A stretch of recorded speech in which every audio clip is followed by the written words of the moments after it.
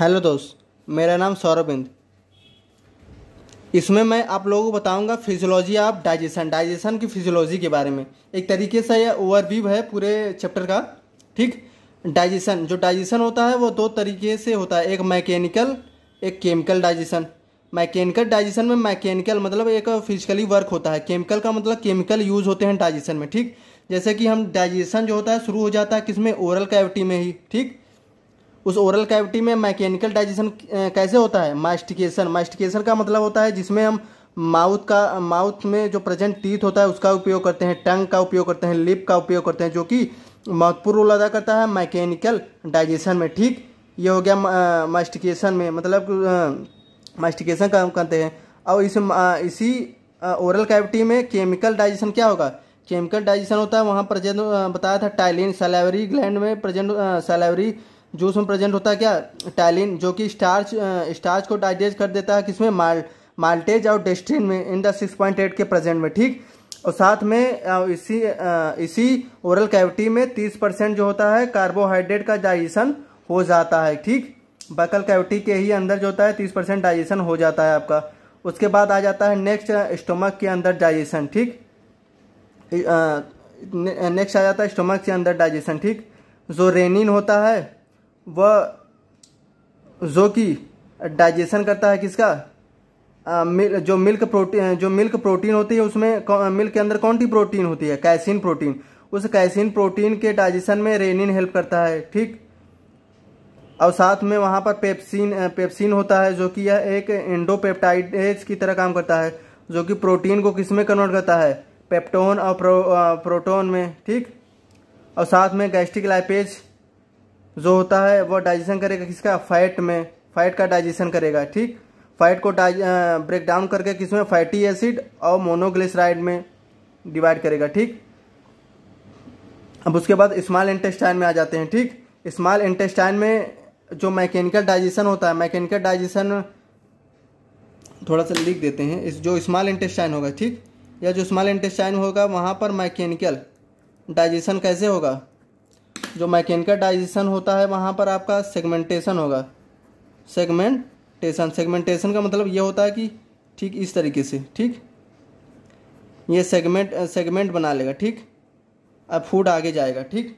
इस तरीके से होता है सेगमेंटेड। और केमिकल डाइजेशन बहुत से वहाँ पर एंजाइम हैं जो कि हेल्प करेंगे किसमें, डाइजेशन में। ठीक। ये रहा आपका थोड़ा सा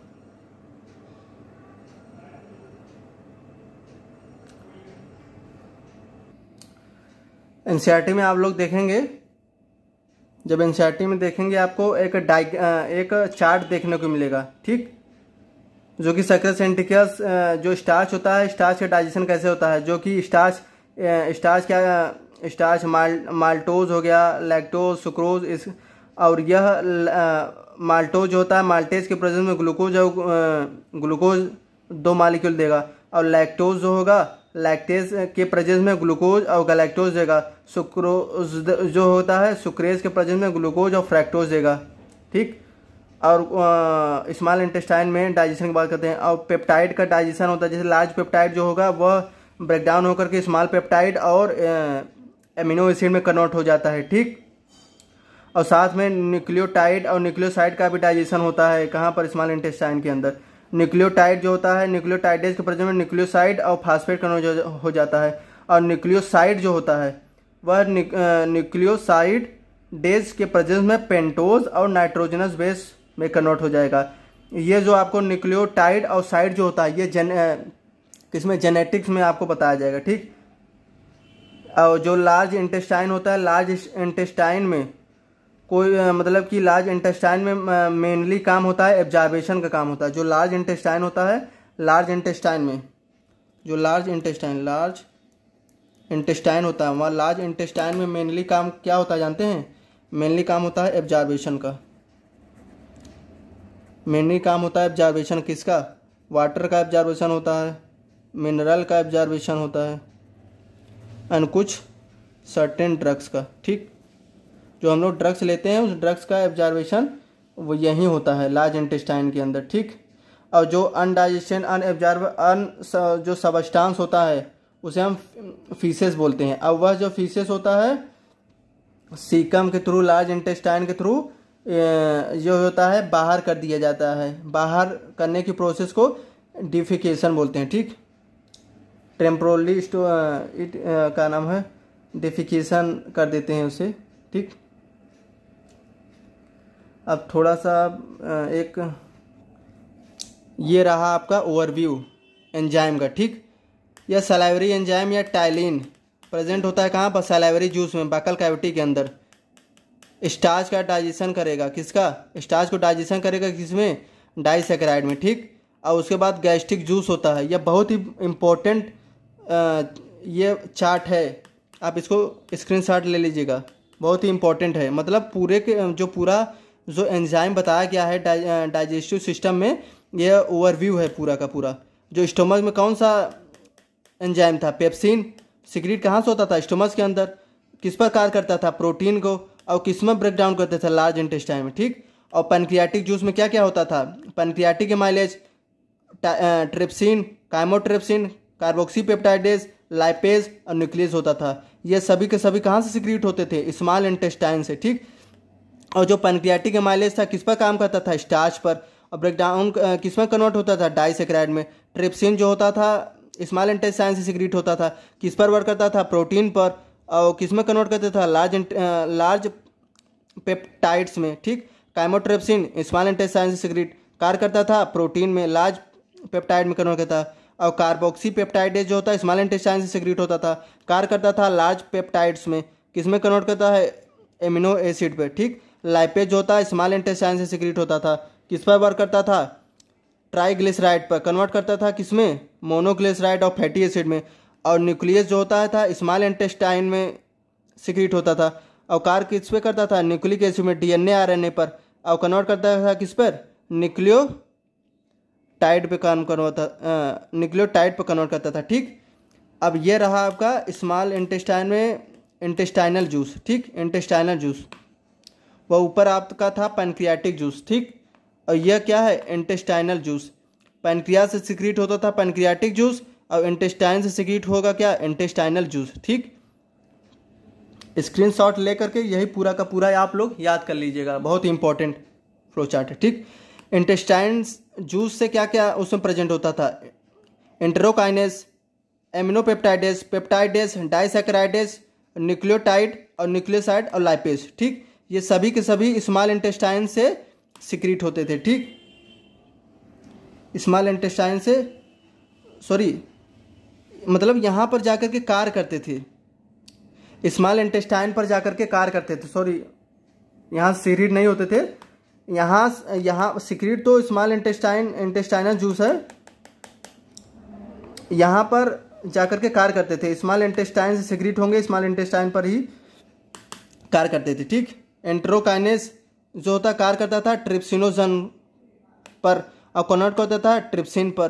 ठीक, उसी तरह के एमिनोपेप्टाइडेज लार्ज पेप्टाइड्स को एमिनो एसिड में, पेप्टाइडेज ओलिगोपेप्टाइड्स को एमिनो एसिड में, डाइसैकेराइडेज मोनोसैकेराइड, न्यूक्लियोटाइड पर न्यूक्लियोसाइड फास्फेट, न्यूक्लियोसाइड पर शुगर, प्यूरिन और पिरिमिडिन कन्वर्ट होता है।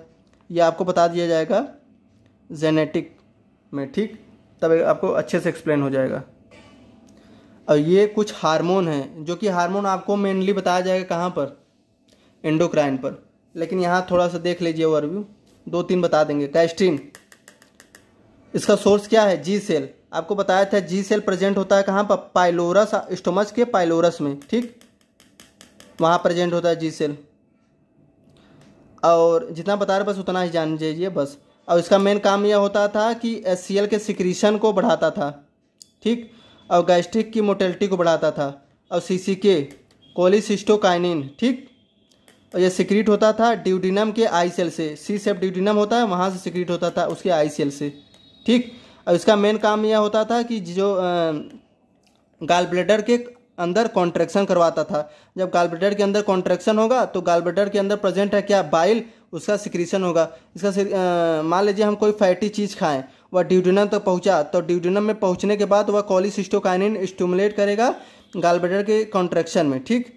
और सिक्रिटिन जो कि सिक्रीट होता है ड्यूडेनम के एस सेल से, ठीक। इसका मेन काम यह होता है सिक्रीशन करवाता है वाटर का और बाइकार्बोनेट का, ठीक। और यह इनहिबिट करेगा गैस्ट्रिक मोटिलिटी को, ठीक। बस इतना ही जानिए, इतना बहुत काफ़ी है। नेक्स्ट एक छोटा सा टॉपिक बच गया है, इसी में बता देते हैं आपको, एब्जॉर्बेशन, ठीक। एब्जॉर्बेशन, ठीक। ये आप चार्ट देख लीजिएगा, एनसीईआरटी के अंदर दिया गया है, ठीक। जो माउथ होता है, माउथ के अंदर क्या एब्जॉर्बेशन होता है, जो कुछ ड्रग्स हम लोग खाते हैं, ठीक। अब यह ड्रग्स अगर हम उसके माउथ के म्यूकोसा के कांटेक्ट में आएगा या तो उसके टंग के लोअर साइड में आएगा तो वह एब्जॉर्ब हो जाएगा ब्लड कैपिलरी में, ठीक। स्टमक के अंदर जो होता है एब्जॉर्बेशन होता है किसका, वाटर का, सिंपल शुगर का, अल्कोहल का, ठीक। अल्कोहल का डाइजेशन स्टमक के अंदर ही होता है। जो स्मॉल इंटेस्टाइन होता है, स्मॉल इंटेस्टाइन जो होता है एब्जॉर्बेशन का प्रिंसिपल साइट है, एब्जॉर्बेशन का प्रिंसिपल साइट है स्मॉल इंटेस्टाइन। और यहाँ पर डाइजेशन हो जाता है, कंप्लीट डाइजेशन यहाँ पर हो जाता है। और जो फाइनल प्रोडक्ट होता है डाइजेशन का, जैसे कि ग्लूकोज, फ्रक्टोज, फैटी एसिड, मतलब डाइजेशन होने के बाद जो फाइनल प्रोडक्ट बने हैं ग्लूकोज, फैटी एसिड और फ्रक्टोज, ग्लिसरॉल, एमिनो एसिड, ये सभी के सभी जो होते हैं एब्जॉर्ब होकर के ब्लड और लिम्फ में चले जाते हैं। और जो लार्ज इंटेस्टाइन होता है, उस लार्ज इंटेस्टाइन में मैक्सिमम जो बचा हुआ वाटर होता है, मिनरल होता है, ड्रग्स होता है, वह एब्जॉर्ब हो जाता है लार्ज इंटेस्टाइन में। मैक्सिमम एब्जॉर्बेशन वाटर का कहाँ हो जाता है, मतलब फाइनल एब्जॉर्बेशन वाटर का होता है लार्ज इंटेस्टाइन के अंदर, ठीक। नेक्स्ट थोड़ा सा दो पॉइंट और है। एक होता है एसिमिलेशन।